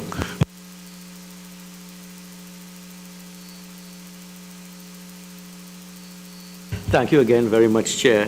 One quick question relating to what Ms. Pujadas indicated earlier. I always held the view that the function of the auditor was simply to ensure that the accounts of an enterprise were true, correct, fair, accurate, and reflected the state of operations of the agency. You indicated that there was a major difference between the auditor in the private sector and the auditor in the public sector.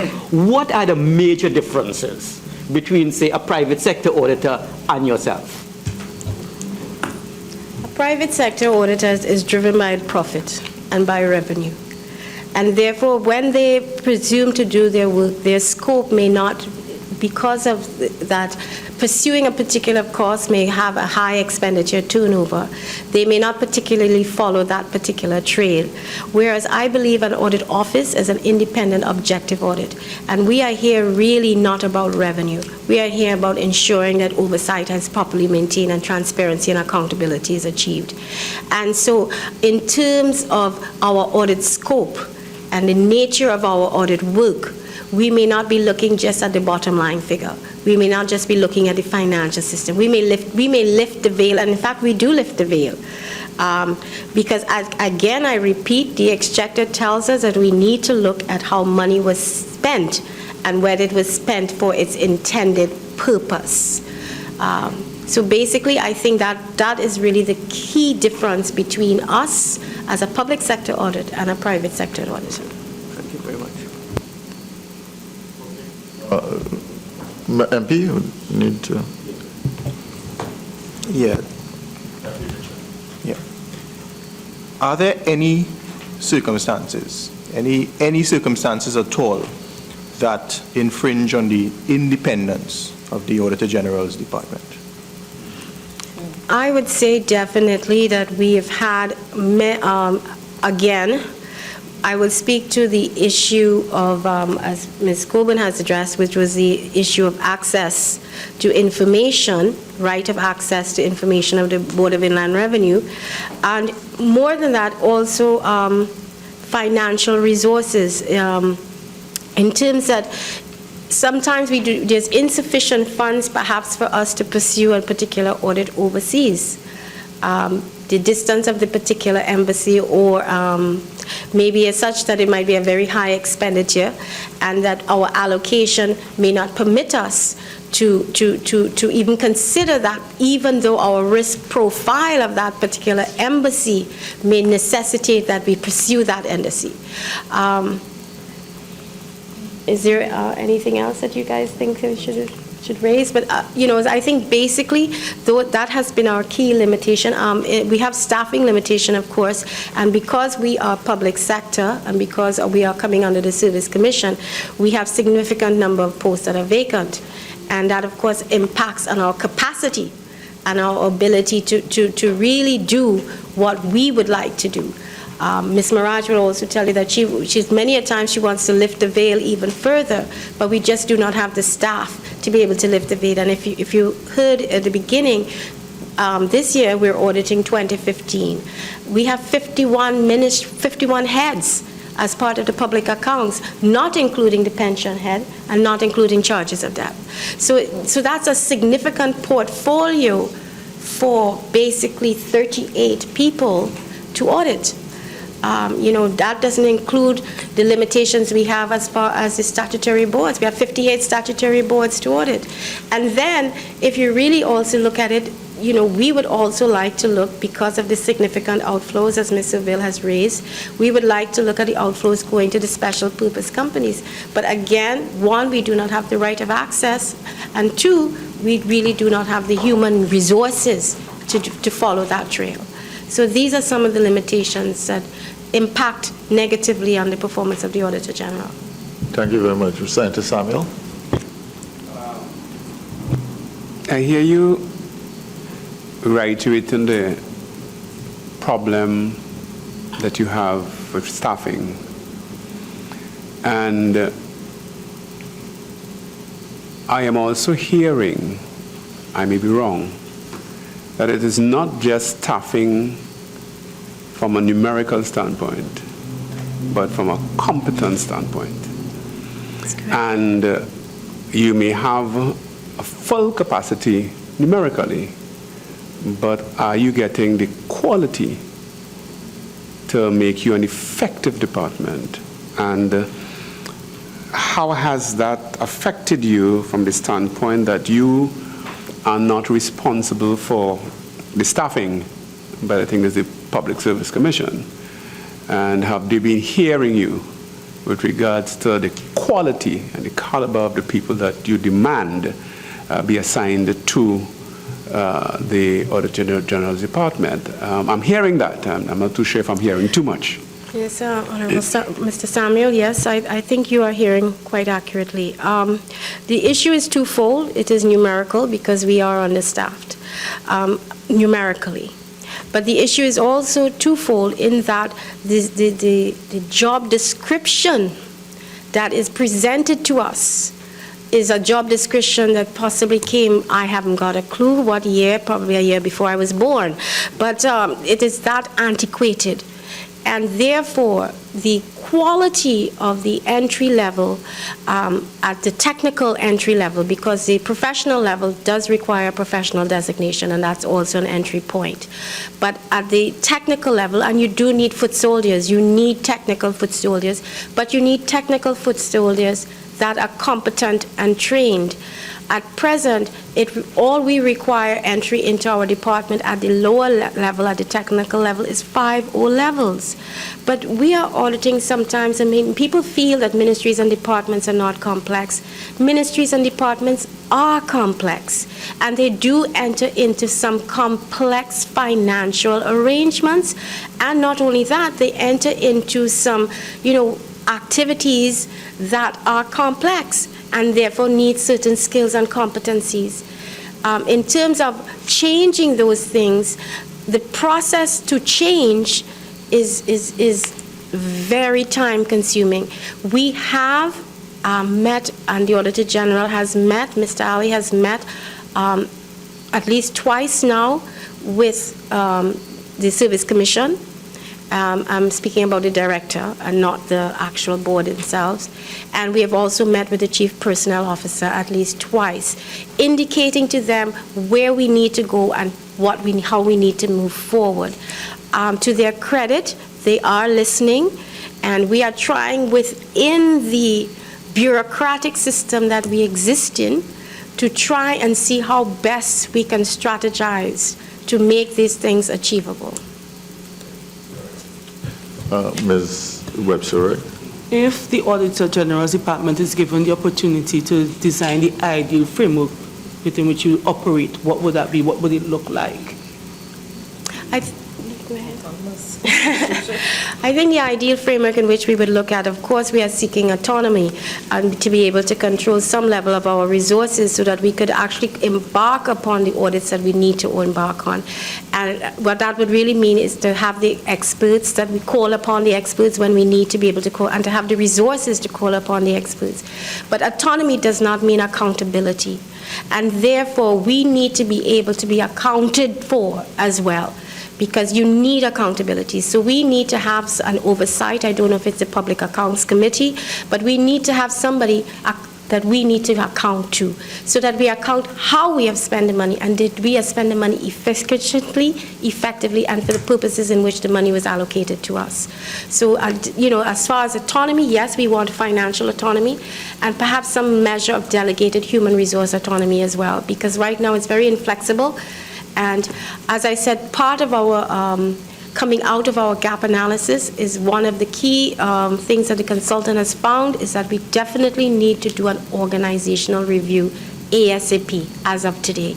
That we need to properly look at our organization and see where forth what we need, what we lack, what are the skills we need, what are the competencies we are, and take that forward to the PAC, to the Service Commission. Take it forward. This is who we are. This is what we need. This is the gap. So, and that is fundamental to any strategy that we are going to do at this point in time. So, okay. Do you have a timeline for the review? The review actually has been completed, and we are expecting a report within the next week or so. We are expecting a finalized report of that review, of that gap analysis that you're speaking, assessment, yes. Nothing further. Okay, just final question. To whom is the Auditor General and the Auditor General's office accountable in your view? In my view, we are accountable to the Public Accounts Committee, because the Office of the Auditor General is a constitutional one, and we report to the Speaker, to the Parliament, and we submit our reports to the Public Accounts Committee, and therefore I feel that we should be held accountable as we are doing now. Okay, so basically it's a parliament accountability Correct. to Parliament. Correct. All right. Thank you very, very much. I want to say that I'm grateful not only for the fact that you are here, but that you acquitted yourself so well. Oh, thank you. I think that you answered all our questions. I think you were very straightforward in the manner in which you answered the questions. I think you were very clear on the issues, and I want to thank you for that and commend you. We would like to have a follow-up meeting with the Auditor General's Certainly. office, in which we will focus specifically on the 2014 accounts. As you know, today we dealt with general issues having to do with how you function, how you relate, what are your challenges, what are the options for recommendations, relationship with the PAC, etc. But on the next occasion, which would be March the 9th, we will focus on the 2014 accounts. We'd be very grateful if the Auditor General could also be present together with this full team, and we would be happy to engage you on that occasion. Again, I want to thank you on behalf of all members for doing your job so diligently and so well, and for engaging us in a very open and constructive manner. Thank you very, very much. Well, we want to take the opportunity to thank the Public Accounts Committee for allowing us to have this forum, to express ourselves, and more importantly, to be accountable, because I think at the end of the day, we, just like everybody else, needs to be accountable. So thank you very much to both the membership and to you, Chair, Dr. Botuari. All right, then. Thank you very much, and I want to thank the members of the Supreme Audit Group who have been here observing our deliberations, and I want to thank the media for attending and for covering this particular meeting. Thank you very, very much. Thank you. I would ask members of the committee to stay back for just 2 minutes. All of you. Well done.